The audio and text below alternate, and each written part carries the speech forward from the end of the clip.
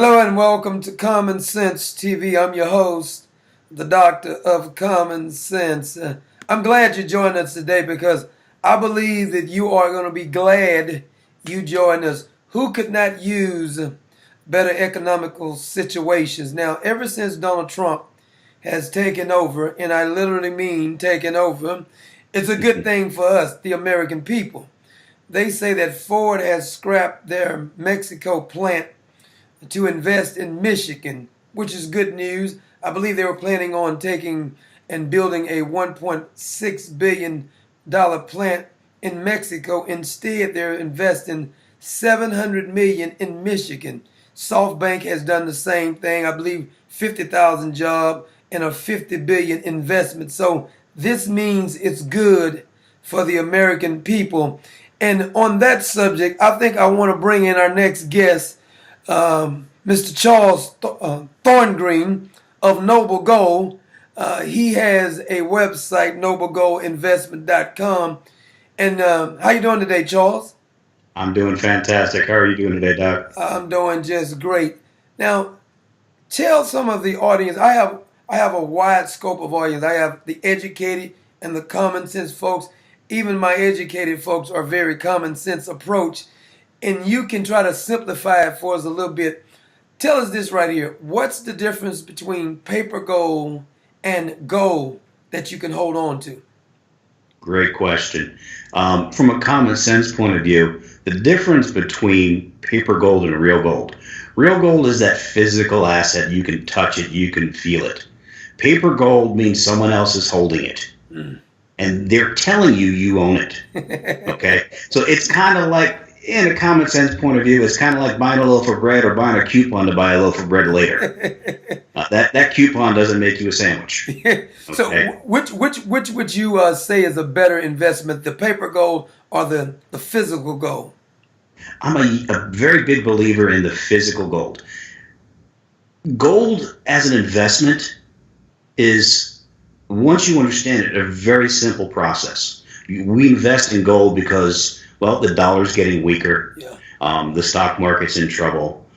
It's a really simple, tangible asset that doesn't need to be managed. Yeah. It's really quite simple. So why would you put that in someone else's hands and let them charge you month after month to tell you you should hold it until they want to sell you something else?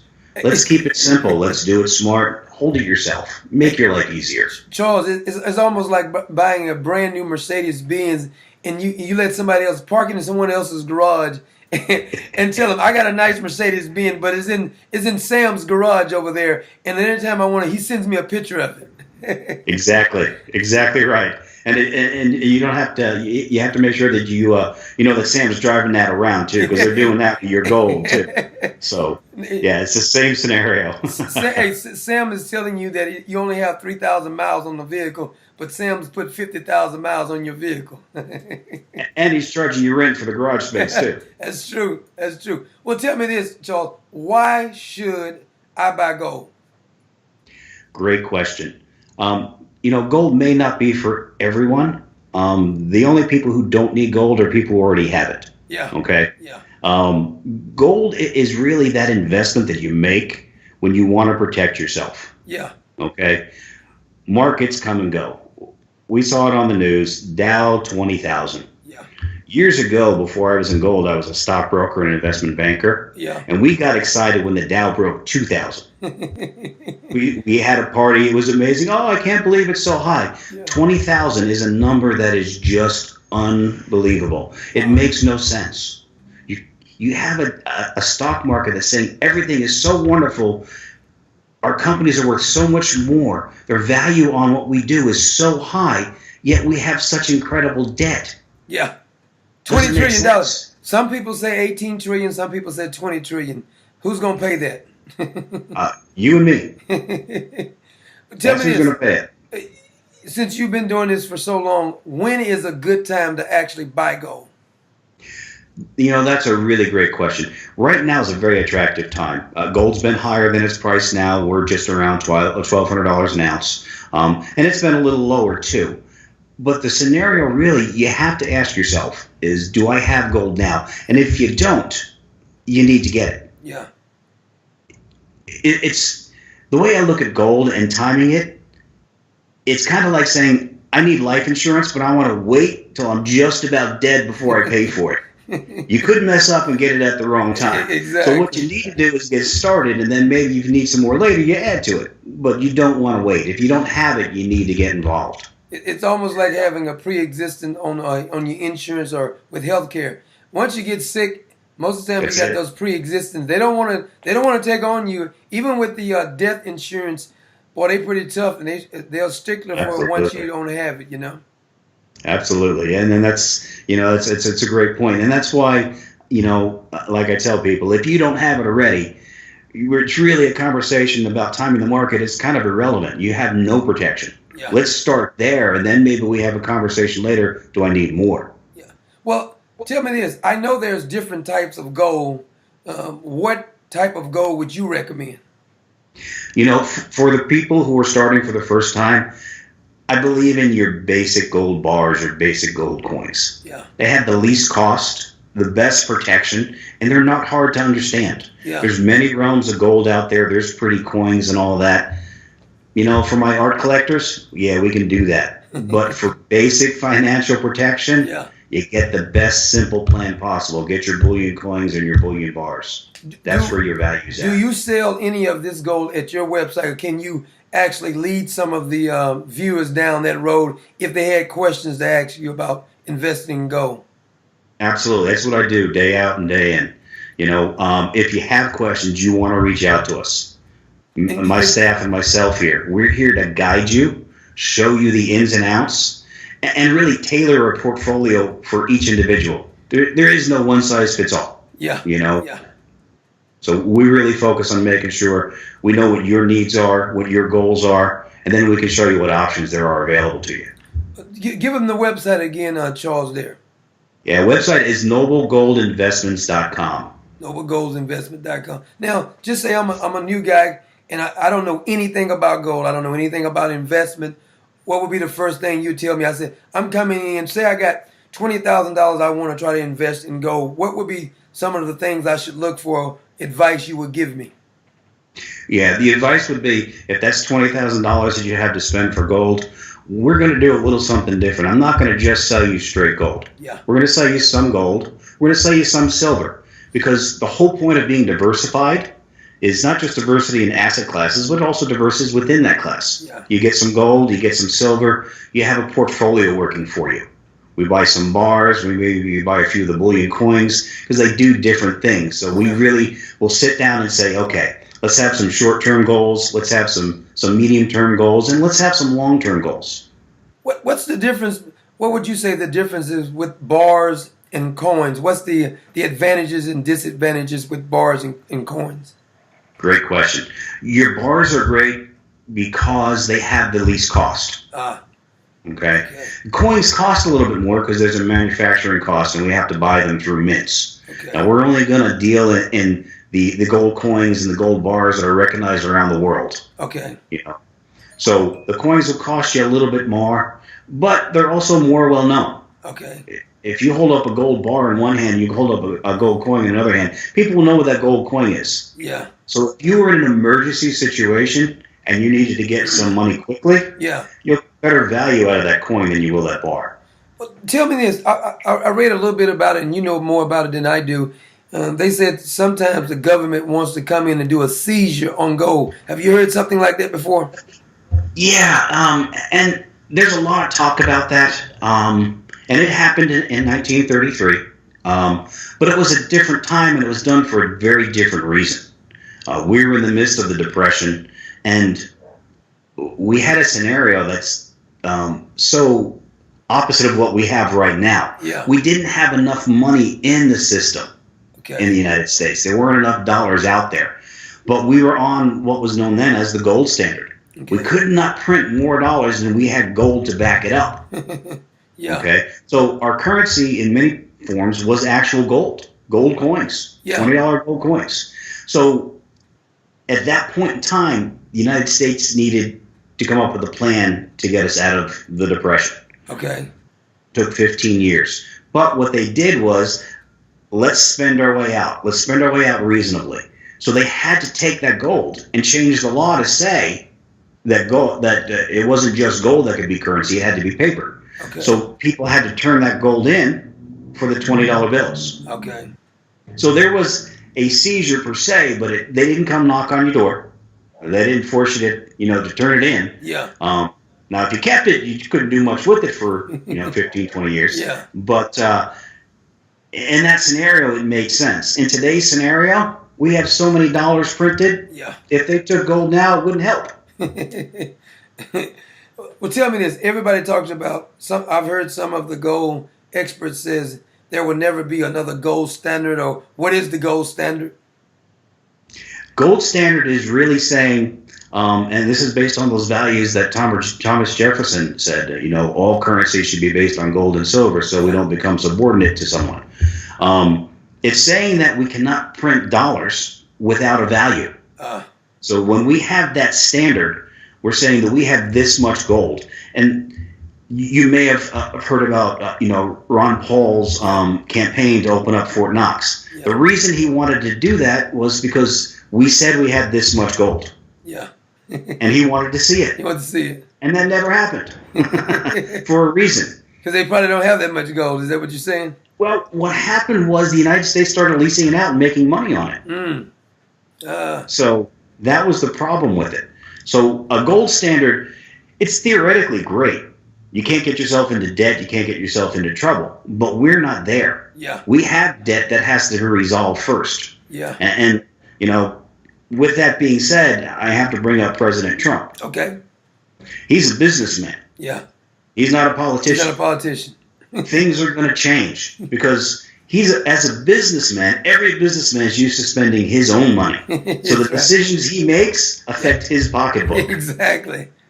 Politicians don't spend their own money. They spend our money. I'm glad you brought that point up because I've been telling people this. I said, I'm glad. They said, well, Donald Trump has never held a public office. He's not a politician. I said, I'm glad he's not a politician. We've had politicians for years, and they've given us nothing in return. He was actually talking about, they said, they was talking about Donald Trump's vision for America. He says his vision was to create 25 million new jobs over the next decade. They said for every 1% added to the GDP growth, the economy adds 1.2 million jobs. Increasing growth by 1.5% would result in 18 million jobs.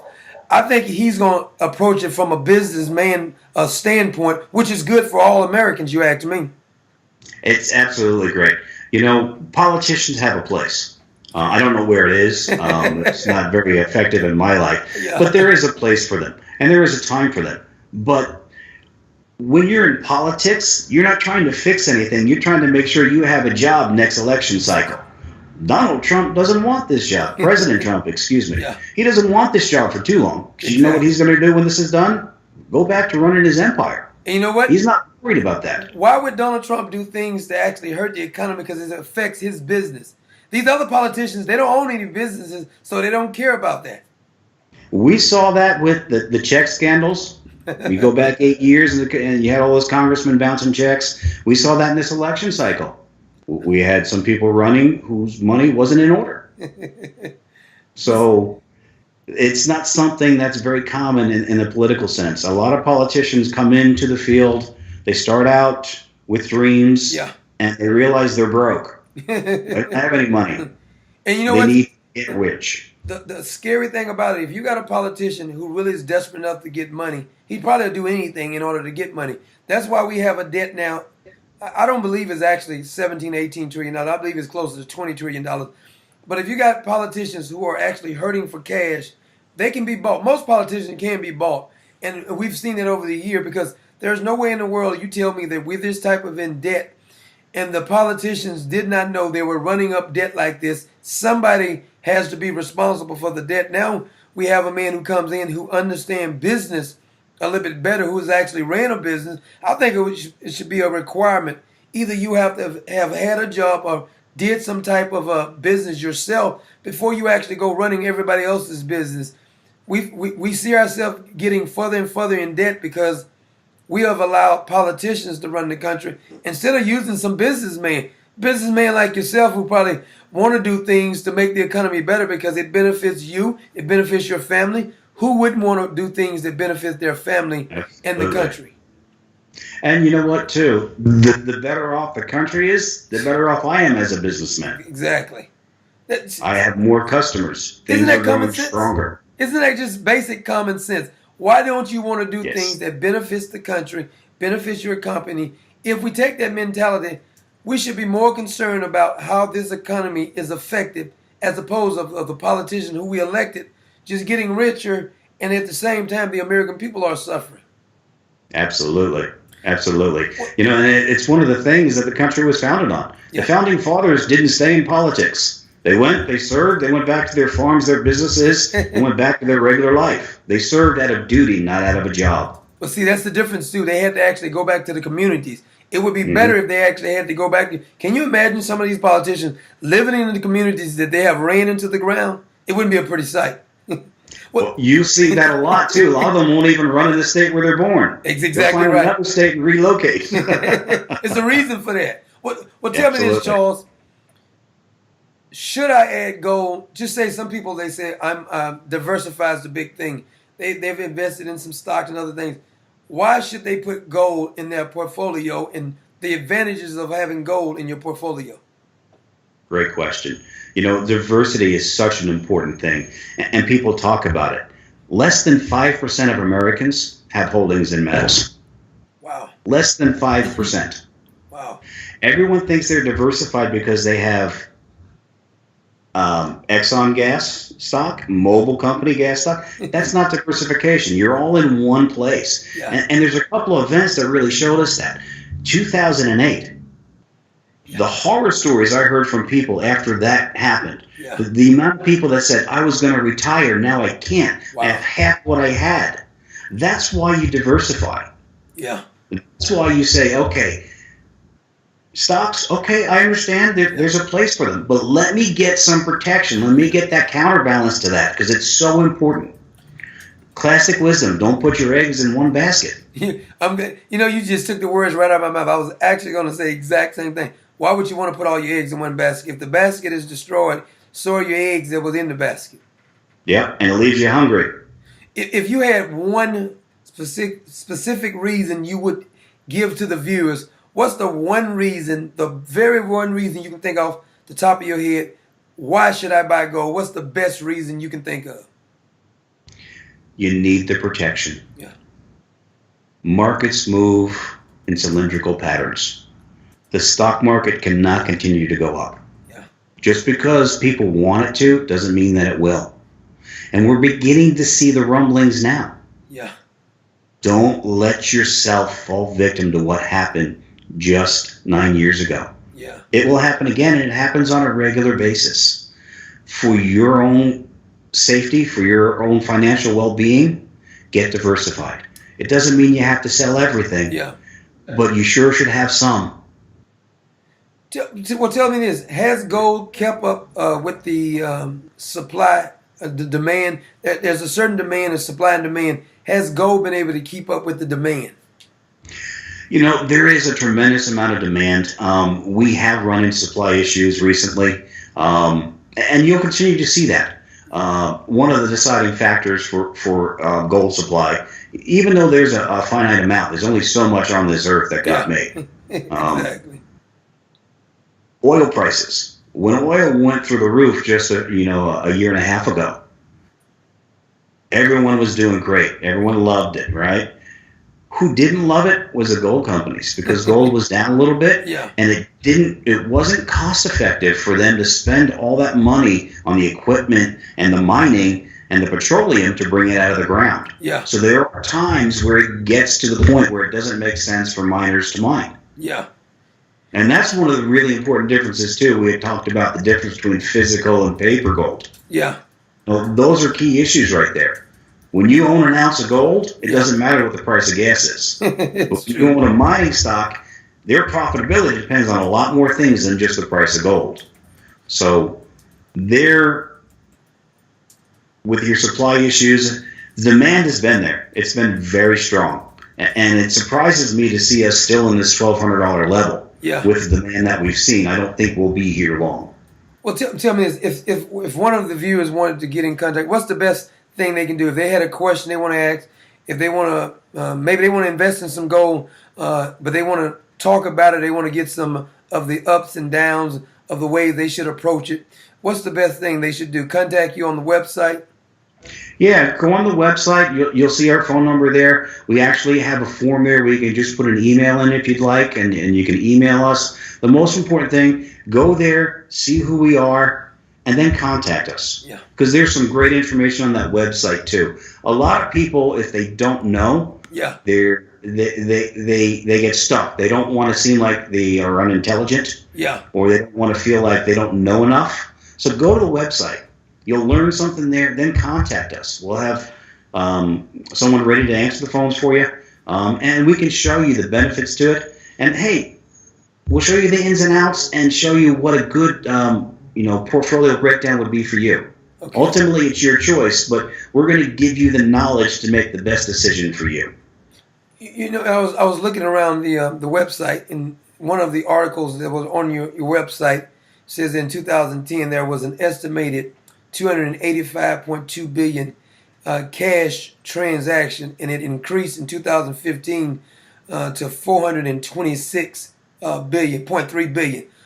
Tell the audience what that actually means. What that means is that you have those cash transactions that are dealing with items that are less than reputable. Yeah. Okay. A lot of illegal activity with that transactions. So I think the biggest issue is that there was that much extra cash floating in the system. Wow.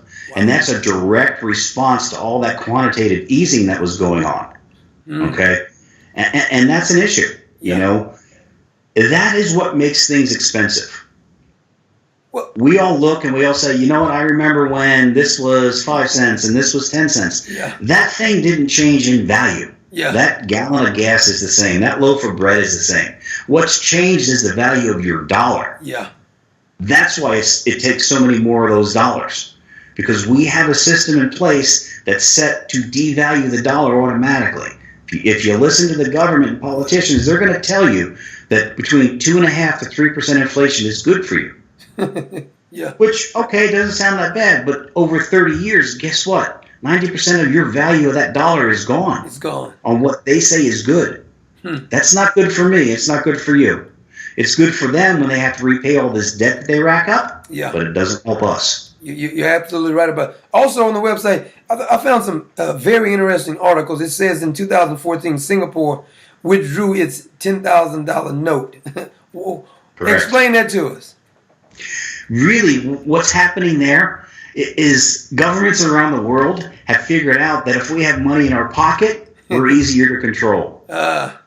Or excuse me, when we're difficult to control. Yeah. When you have to use that card for everything, when you go to that ATM machine to get your dollars, you're so much easier to control. If you have cash in your pocket, they can't tell you what you can and can't spend it on. You can do whatever you want with it. So you're seeing throughout the world, Yeah. the reduction of the amount of dollars each nation's currency that they're printing. India just recently had an issue. They were removing their 1,000 rupee, their 500 rupee bills, and it's been proposed by many other nations as well, where they start to rein it in. Yeah. Exactly. And what happens with that is you lose your freedom and they gain more control, because it's just really a matter of time now. We all see that new reader where you got to stick the card in and it's got the chip. Yeah. Right. Exactly. Well, what happens when they decide you don't need that item? Declined.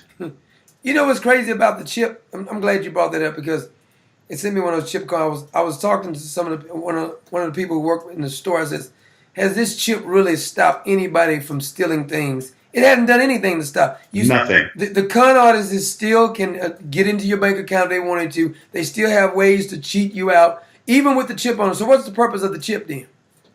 I originally thought it was just to make me look silly because I kept pulling it out too soon. Yeah. But really what I figured out is it's a way to actually monitor what money's being spent and where it's being spent and who it's being spent by. Because that chip has greater control over the logics that happen beyond your and I's knowledge of where money's being spent. It's more accountability, and it gives the Treasury the ability to see where and what you're spending money on. Well, see, whatever happened to cash is king? I mean, it was always cash is king. I guess that Used to be. it used to be. But if they're going to keep printing money against money, I don't understand how they can possibly be good for anyone. It's not. It's not. We are quickly running to that point in time where cash will not be king. Yeah. It will be an empty piece of paper. And you look at that and you say, wow, how can that be? Well, it's quite simple. Most people now have one of those cards. You don't think twice about it. It's true. easy. It's convenient. They told us it's safer. Yeah. And we believed it. You know, it's funny that you bring that point up.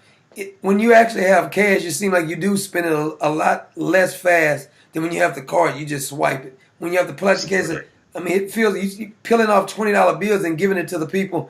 Eventually, you say, "Wait a minute, that's a lot of money." But when you swipe the card, it hurts a little bit more when you got to go in your pocket with the cash. But when you swipe the card, you can spend it a little bit easier. Absolutely, because it means nothing to you. It's a digit on the screen. That is something. Yeah. Well, tell our audience again about the website and tell them some of the benefits that you would say that has benefited you over the years with dealing with gold. Great. Yeah. Again, the website, it's noblegoldinvestments.com. And gold for me has really been, obviously it's a business, but it's been more than that. When I started, it was just a business. Yeah. I help people. Yeah. And there's a great feeling at the end of the day when you help somebody. Yeah. When you know that you're giving them the protection that they're looking for. Yeah. When you're securing them from, financial meltdowns that exist here and there. It really becomes more of, I would say, more of a calling than a job. Yeah. Because you do it for a while, and I've had people who've retired. Yeah. And they've called me and said, "Hey, I've retired. We've done great. What you've done for me made the difference. I'm retiring a couple years earlier now. Wow. I'm protected. I'm safe." Those things make a difference to you, And any human being, when you do it enough and you see the help, you can't help but feel good about it. So that's one of the great things for me. It's really said, you know what? When you can help people and you can make a difference in the world, in the United States, that's a good thing. It's a reason to get up in the morning. It's a reason to feel good when you go home. I'm actually glad you said that because it is a good feeling. Nothing feels better. Sometimes you think you're doing a benefit to other people, but sometimes it feels just as good to you when you help others as opposed to you're the one giving the help to them, but it feels just as good to you when you help others. Anytime I've helped anyone, it always feels better to me than they actually feel. They said, "Thank you." No, thank you. Because it is a good feeling when helping people. Absolutely. And that's when you know your heart's right. Yeah, exactly right. Well, I'm so glad you joined us, Charles. Charles, noblegoldinvestment.com. noblegoldinvestment.com. I guarantee you, if you go over and talk to Charles, you can see the man's heart. He's not he's not one of those politicians out here trying to make a buck by swindling you out of your money. Good advice from Charles. I'm so glad you joined us, Charles. I'm so happy to be here. I'm glad you made time for me. God bless you.